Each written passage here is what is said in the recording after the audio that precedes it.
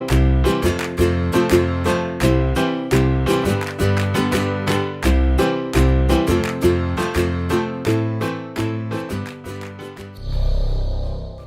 everyone, this is Fadi. Welcome back to another video, another short video, I may add, of this particular interesting series that we call HAFS versus WARSH. And we've given you enough information so far as to why we have called it this way.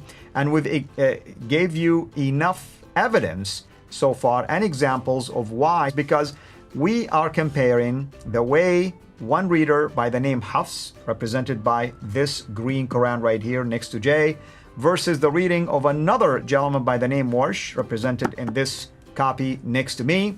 And we are looking at these words in these verses, how HAFS pronounced it, how WARSH pronounced it. We're helping you hear the sound, but also we're showing you the English translation of these different sounds. Obviously, the translators did not look at it as the same. Otherwise, they would have translated it exactly in the same way, grammatically speaking. Same tense. They would have translated it in the same mode. They would have translated it in the same way to mean the same thing. But obviously, the translators did not look at it that way. They were seeing it differently. Today, we're going to look at another verse from chapter 2. This time, it's verse 140. Okay, Jay? Yeah, now remember what we said at the very beginning. We've always said this. When the manuscripts were first written, there were no dots in them. And so you take a letter like this letter right here. It's just a little smiley face. And HAFS looked at that and he put 2 dots above it. So you can see the 2 dots there where I'm pointing. And you can see that the 2 dots make it a T. Over WARSH, however, in Egypt, he looked at the same smiley face, because that's all he had. There were only 16 letters in the 7th century. Now, by the time they look at this, there are 28 letters. So 12 letters have been added just by putting dots above and below the line. 3 dots above, 2 dots below. He decides to put the 2 dots below, which makes it a Y. So there is the Ya over here, there is the Ta there. Does that change the Arabic? Back to you. Yep. The Arabic of HAFS here reads Taquuluuna. And it's really a question. Am Taquuluuna. Do you say, are you saying this? So who's Allah speaking to? He's speaking to somebody right now, right this minute. And you're saying, are you claiming this about Abraham, for instance, about Ishmael, about Isaac, about Jacob and the 12 tribes, that they were either Jews or Christians? Are you saying this? Versus WARSH is saying, someone else was saying, Am Yaquuluuna, not Taquuluuna, Yaquuluuna. Someone else is saying this. So what's the benefit here? Are we reporting about people who made this claim? So why do I care if I'm not the one who's saying it? Or is it an attack now against me and our group? How dare you say something like this? I'm rebuking you now. Because what benefit do I get if he's rebuking someone else? Depending on where you put these little 2 dots, above or below the line, you're going to make a difference on who the object is. In this case, it could be the you, and interestingly, the you here is plural, or they. That would change the significance, that would change the meaning. We're not going to say at this point that this is a doctrinal difference, but nonetheless, those that are doctrinal differences, I like to see what Muslims are going to come up with, and who is it, and who are these 2 guys? How can HAFS and WARSH, who are not even of the 10 readers, these are not the Qira'at readings, these are nothing more than the students, the narrators. So these are much more insignificant when it comes to importance, yet they are the 2 most important in the world today. Yeah. Depending where you put the dots, folks, will change the meaning.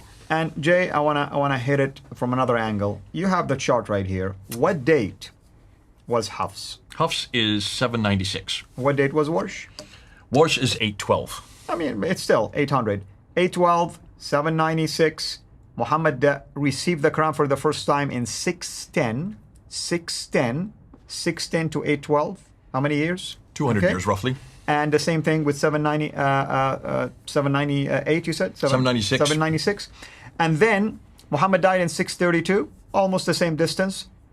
So which one of these readings did Gabriel bring down to Muhammad first? You can't. There's no way to answer that. Are you telling me Gabriel predicted that HAFS is going to be the standard, so he brought it down and then later became the standard? Well, obviously he forgot something for 144 years. And obviously when he finally HAFS decided to put the 2 dots, in this case above the line, how did he know to put those 2 dots there? Did he get a special injunction? Was HAFS from Quraysh? No, HAFS is from Kufa. Was WARSH from Quraysh? No, WARSH is not. He is from Cairo. But I'm confused. Didn't Bukhari say that Uthman says when there's an agreement, choose the Qurayshi You dialect? have to choose the Qurayshi, which is Mecca and Medina, which is the Hejaz. These are hundreds of miles away, about 1,800 miles in one. I'm sorry, kilometers, hundreds of kilometers, almost over 1,000 kilometers away.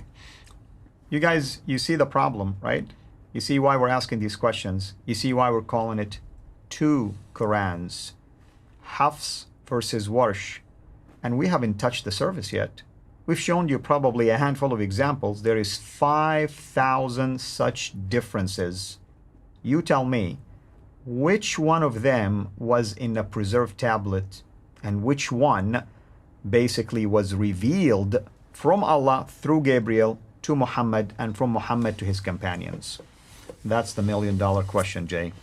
Isn't it great? This is so much fun, and it's so good to have an Arab speaker who understands the Arabic. I do it, I'll make a look a fool like myself, but when you do it, I want to see any Muslim that can now confront what you have just said. There's the visual. We've shown you the material. We've shown you the Arabic. We've shown you the translation, and we've shown you the significance. But you need to decide. And Muslims, you need to decide, how can this have come from God? How could this have come from Muhammad? How could this have come from Uthman when all of these are hundreds of years later? 796 for HAFS, 812 for WARSH, Kufa for HAFS, Cairo for WARSH. These are hundreds of miles away and hundreds of years different.